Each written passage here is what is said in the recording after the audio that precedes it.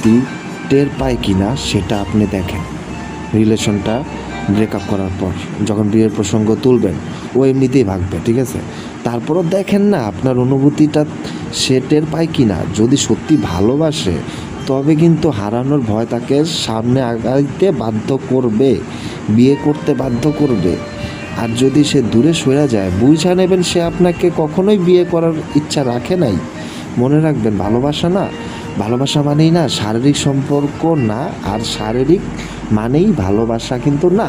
Guys listen, love is not a physical relationship and physical relationship is not love. Okay, এটা তোমাদের বুঝতে হবে। ভালোবাসা মানেই শারীরিক সম্পর্ক না, আর শারীরিক সম্পর্ক মানেই ভালোবাসা কিন্তু না। জীবনের খেলায় যে জিনিসটা আপনি বারবার বিনামূল্যে বিলিয়ে দেন না, মানুষ না সেটাকে অবহেলা করবই, ঠিক আছে? তুমি যে